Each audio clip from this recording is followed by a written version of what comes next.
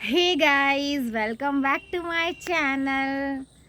आज का जो मेरा टॉपिक रहेगा वो रहेगा मेरी होल प्रेगनेंसी जर्नी। मैं आप लोगों के साथ शेयर करने वाली हूँ। यूट्यूब में आपने बहुत सारे लोगों की प्रेगनेंसी जर्नी देखी भी होगी, सुनी भी होगी। हाँ, प्रेगनेंसी जर्नी सुनने और देखने से हमें एक बेनिफिट ये हो सकता है कि हम उस महिला के साथ खुद को रिलेट कर पाते हैं कि यस, इनके साथ भी प्रेगनेंसी में ऐसा हुआ और हमारे साथ ऐसा हो रहा है, तो कोई नई बात नहीं है। इस सिचुएशन को हमें कैसे हैंडल करना होता है, हमें थोड़ी सा इसका डायरेक्शन मिलता है, हिम्मत मिलती है। सभी के लिए नया टाइम होता है, क्रिटिकल टाइम होता है, तो फेस करने की हिम्मत हमें मिल जाती है। स्टोरी बिल्कुल आराम से बताने वाली हूँ, कोई जल्दबाजी नहीं है, आराम से बैठिए सुनिए, ठीक है। हाँ, देखिए, जो मेरी प्रेगनेंसी स्टार्ट होती है वो मैंने कंसीव किया था 20 अगस्त 2017। तो तब मेरा वो लास्ट पीरियड था। जब वो मिस हुआ तो फिर मैंने 7 या 8 डेज़ बाद प्रेगा न्यूज़ घर पे लाके मैंने टेस्ट कर लिया। टेस्ट पॉजिटिव आया, और पॉजिटिव आया तो फिर उसके लगभग 2.5 महीने बाद हम हॉस्पिटल गए थे, और तब जाके फ़र्स्ट सोनोग्राफ़ी करवाई थी। और फर्स्ट सोनोग्राफ़ी होने के बाद में सब कुछ नॉर्मल था, बच्चे की धड़कन नॉर्मल थी, बच्चा नॉर्मल था। फिर उसके बाद ये अपने आयरन और कैल्शियम इसकी मेडिसिन तो तभी शुरू कर देते ही है ना, बहुत ज़्यादा ज़रूरत भी होती है इसकी उस टाइम पे लेडीज़ में। और सारे टेस्ट अपने हीमोग्लोबिन और HIV, शुगर, सब सारे टेस्ट अपने उस टाइम पे कर लिए जाते हैं। तो ये फर्स्ट सोनोग्राफ़ी हो गई, 2.5 महीने पूरे हो गए थे। फिर जैसे ही 3 मंथ्स कंप्लीट हुए, अचानक से एक दिन मैं सुबह उठी, अपना रूटीन वर्क सारा कर ही रही थी कि एकदम से तेज़ ब्लीडिंग स्टार्ट हो गई। अब आप सोच सकते हैं कि कोई भी ऐसी लेडी जो कि प्रेग्नेंट है और प्रेगनेंसी के दौरान ब्लीडिंग हो गई, तो आप सोच सकते हैं कितनी पैनिक सिचुएशन हो जाती है। तो मैं भी पैनिक हो गई थी और मैंने अपने हस्बैंड को बताया। हम तुरंत ही हॉस्पिटल गए। हॉस्पिटल हम गवर्नमेंट हॉस्पिटल ही गए। वहाँ पे जाती सबसे पहले सोनोग्राफ़ी लिखी, सोनोग्राफ़ी हमने करवाई। सोनोग्राफ़ी करवाने के बाद पता चला कि सब नॉर्मल है, बच्चे की धड़कन नॉर्मल है, बच्चा नॉर्मल है। डॉक्टर ने यही कहा था, शायद आपने सीढ़ियाँ चढ़ने उतरने में बहुत ज़्यादा ध्यान नहीं रखा है, इस वजह से ये प्रॉब्लम आपको आई है।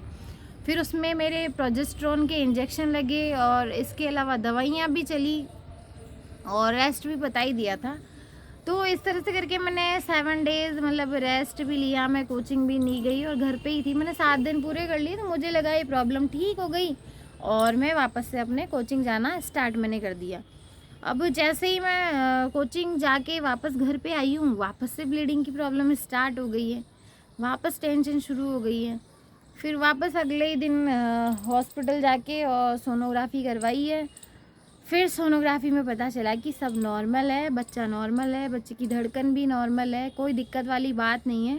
लेकिन हाँ, अब आपको बेड रेस्ट करना चाहिए। फिर डॉक्टर ने लगभग मुझे बेड रेस्ट बोल दिया था। तो उस टाइम पे मुझे याद है कि चौथे और 5वें महीने में मैंने सीढ़ियाँ चढ़ना उतरना तो बिल्कुल मैंने अवॉइड कर दिया था। अपनी दवाइयाँ टाइम टू टाइम खाती थी और ज़्यादातर बेड रेस्ट पे ही रहती थी। खाना खाने के बाद घर में ही वॉक कर लेती थी। और डाइट तो अपने जो सीजनल फ्रूट्स वगैरह होते हैं, ये मैंने जो भी मन करता था खाने का वो मैंने खाए हैं।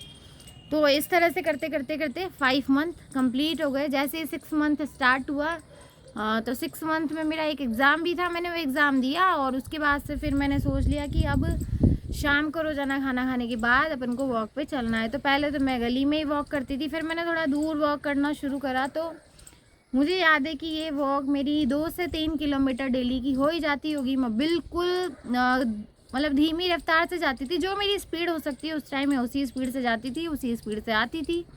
और ये रूटीन मैंने मेरी डिलीवरी के 1 दिन तक फॉलो किया था, ये डेली घूमने वाला। और प्रेगनेंसी में डेली वॉक करना चाहिए, ऐसा डॉक्टर भी कहते हैं। हमने प्रेगनेंसी के लिए फ़ायदेमंद होता है ये।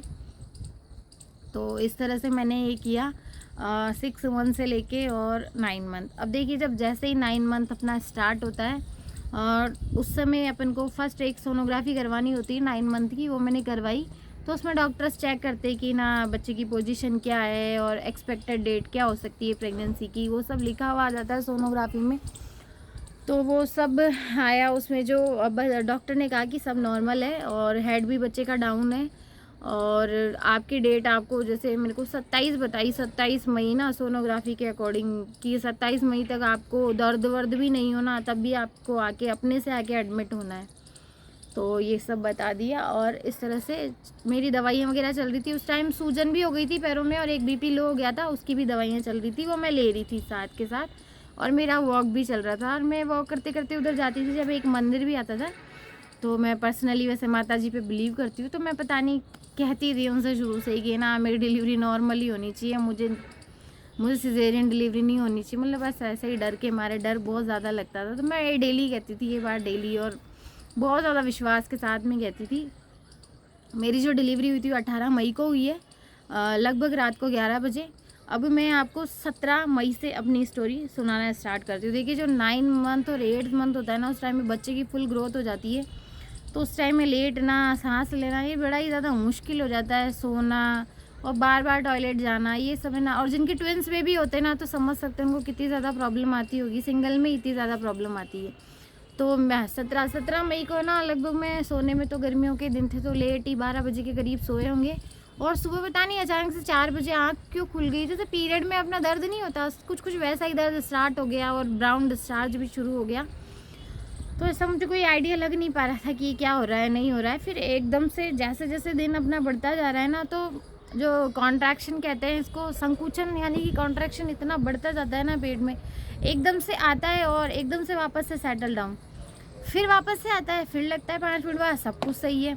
इस तरह से करते करते करते करते मान लो पूरा दिन तो निकल ही गया, 4 बज गए होंगे। ऐसे करते करते ही ना बार बार वो कॉन्ट्रैक्शन आ रहा है जा रहा है, आ रहा है जा रहा है, जैसे पीरियड में दर्द होता है ना, वैसा वैसा दर्द हो रहा था। 4 बज गए, तो अब घर वालों को लगा कि सच में डिलीवरी होनी है या क्या हो रहा है। कभी कभी फेक कॉन्ट्रैक्शन भी आ जाते हैं इस वजह से। तो फिर पास में ही नर्स रहती है एक, उनके यहाँ पे जाके आए, और मैं पैदल ही गई अपने रिलेटिव के साथ। तो उन्होंने फिंगर टेस्ट करके बताया कि ना बच्चा तो 10-11 बजे तक हो जाएगा आज ही।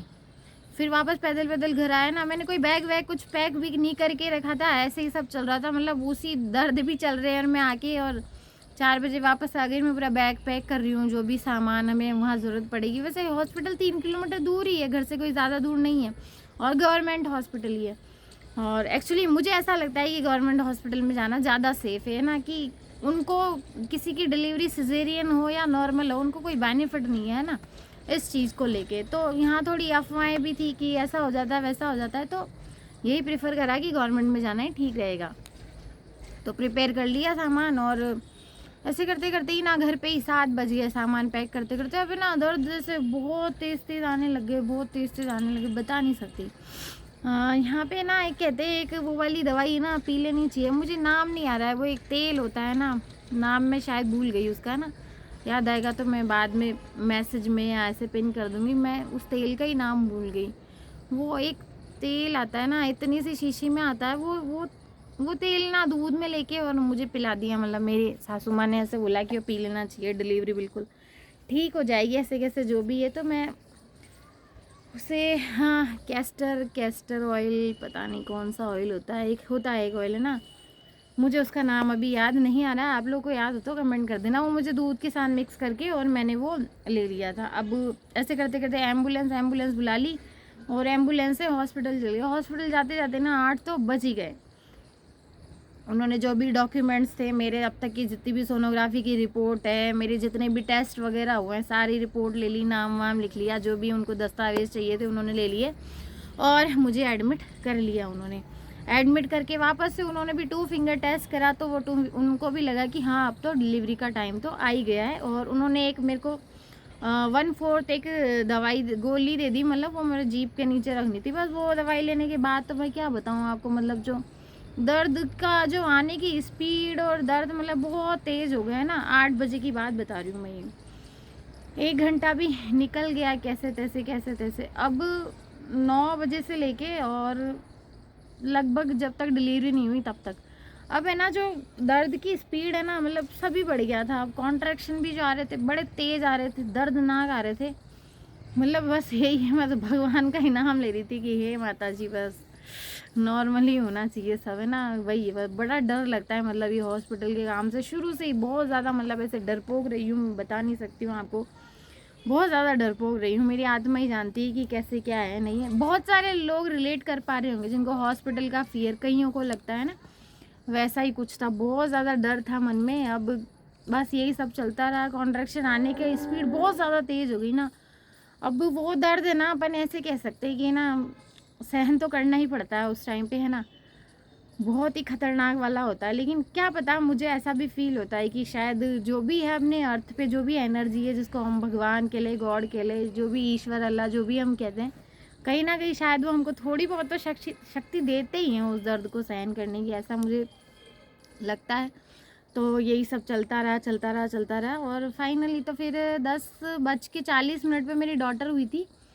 मतलब है ना, मेरे में ऐसी कोई एनर्जी नहीं थी, मतलब कि मैं पुश कर दूं कि कुछ कर दूं। मैं लिटरली बताऊं ना, मुझे ऐसा लग रहा था जैसे ही मेरा दर्द सेटल डाउन होता ना, मुझे नींद आ जाती। मैं खुद से ही मन में सोच रही हूँ, मैं सोने आई हूँ क्या, यहाँ पे क्या कर रही हूँ, मतलब है ना। जैसे ही दर्द थोड़ी सी देर के लिए, 1-2 सेकंड के लिए भी सेटल डाउन होता ना, मुझे नींद आ जाती। कोई पुश वुश मेरे से तो कुछ भी नहीं हो रहा। फिर उन्होंने मेरे को, नर्स ने कहा कि अब की बार जब तेज़ वाला दर्द आया ना, हमको तुम्हें बताना है और सांस वाँस रोक के रखनी है। उस टाइम मैंने बता दिया, हाँ आ गया दर्द। फिर तो उन सब ने मेरी क्या हेल्प करी, मतलब जोरदार ही। और मैंने सांस भी रोक के रखी और बता दिया, और सब उन लोगों ने पुश करा। मेरे तो कुछ जैसे मेरे अंदर एनर्जी ख़त्म हो गई थी, मुझे ऐसा लग रहा था। सब कुछ बहुत अच्छा हो गया, मेरी बेटी नॉर्मल हुई। हाँ, जो वो एक थोड़ा सा एक देना, थोड़ा सा कट जो लगाना पड़ता है ना, ताकि बेबी का जो सिर है वो आसानी से निकल जाए, वो कट तो मेरे भी लगा था। और उस टाइम इतना पेन हो रहा होता है ना, कुछ भी पता नहीं चलता है, तो वो कट भी लगाया। और फाइनली मेरी बेटी 10:40 पे ये हो गई। और ऐसे मानो डिलीवरी होने के बाद तो लग रहा एकदम सब कुछ खाली खाली हो जाता है। तो इस तरह से मेरी डिलीवरी की जर्नी रही। और मैं सिर्फ यही कहती थी भगवान से कि भाई मुझे नॉर्मल डिलीवरी चाहिए, मुझे सिजेरियन नहीं चाहिए। देखिए जो लास्ट टाइम पे क्या होगा ना, कि नॉर्मल होगा सिजेरियन होगा, तो डॉक्टर भी नहीं बता सकता है ना, क्या क्रिटिकल सिचुएशन हो जाए पेशेंट की, कोई इस बारे में कुछ भी नहीं कह सकता। लेकिन हाँ, मैं ये कह सकती हूँ, मैं जो शुरू से जिस माइंड सेट के साथ में चली और जो मैंने अपने मन में सोच के रखा ना कहीं उस चीज़ ने मुझे बहुत ज़्यादा हेल्प किया कि हाँ नहीं, मुझे तो चाहे कुछ भी हो जाए इसी चीज़ से, मतलब बस मुझे नॉर्मल ही करना है। तो शायद कहीं ना कहीं भगवान ने सुनी भी होगी उस तरह से। बस यही है, नॉर्मल में आपकी रिकवरी फास्ट हो जाती है, आप अपने बच्चे को अच्छे से देख सकते हैं।